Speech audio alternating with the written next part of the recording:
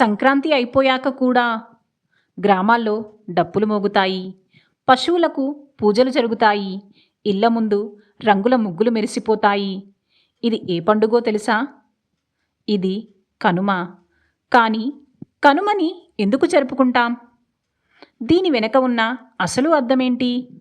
కనుమ అనేది కేవలం ఒక రోజు కాదు. అది రైతు జీవితం, పశు సంపదపై గౌరవం, ప్రకృతితో మన అనుబంధం. ఈ మూడింటిని కలిపి గుర్తు చేసే పవిత్రమైన పండుగే సంక్రాంతి. సంక్రాంతిని మనం 3 రోజులు జరుపుకుంటాం. భోగి, పాతని వదిలేయడం. సంక్రాంతి, పంట చేతికి రావడం. కనుమ, ఆ పంట పండడానికి కారణమైన మూలశక్తికి కృతజ్ఞత చెప్పడం. రైతుకు పొలం ఉన్నా లేకపోయినా జీవించగలడేమో కానీ పశువులు లేకపోతే రైతు బతకలేడు.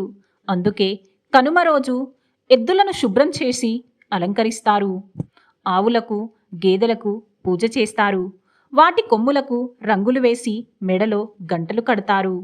ఇది విగ్రహాలకు చేసే పూజ కాదు, జీవమున్న శ్రమకు ఇచ్చే గౌరవం. పురాణాల ప్రకారం కనుమకు శ్రీకృష్ణుడికి దగ్గర సంబంధం ఉంది. ఇంద్రుని గర్వాన్ని అణచడానికి శ్రీకృష్ణుడు గోవర్ధన పర్వతాన్ని ఎత్తిన సందర్భాన్ని పురస్కరించుకొని ఈ రోజున గోవులను పూజిస్తారు. ఆవు శరీరంలో 3,000,000 దేవతలు కొలువై ఉంటారని మన నమ్మకం. అందుకే కనుమనాడు ఆవును పూజిస్తే సకల దేవతలను పూజించిన పుణ్యం దక్కుతుంది. కనుమ అంటే ఉత్సాహం, ఉల్లాసం, కోడి పందాలు, ఎద్దుల పోటీలు, గాలిపటాల సందడి, పిండి వంటలు. కనుమ రోజున మినుము తినాలనేది ఆచారం. గారెలు, నాటుకోడి పులుసు వంటి వంటకాలతో విందు భోజనాలు జరుగుతాయి. ఈ రోజుల్లో మనం యంత్రాలను నమ్ముతున్నాం. కానీ కనుమ మనకు ఏం చెబుతుందంటే, నీ ఎదుగుదలకు సహకరించిన ప్రతి ప్రాణికి, ప్రతి శక్తికి కృతజ్ఞత చెప్పు. అది పశువైనా, ప్రకృతి అయినా, రైతు శ్రమైనా. కనుమ అంటే కేవలం విందు కాదు, అది మన సాంప్రదాయం, మన మూలాలు. ఈ కనుమ పండుగ వేళ మీ జీవితాన్ని ముందుకు నడిపిస్తున్న ప్రతి శ్రమకు ఒకసారి మనస్ఫూర్తిగా నమస్కారం చేయండి.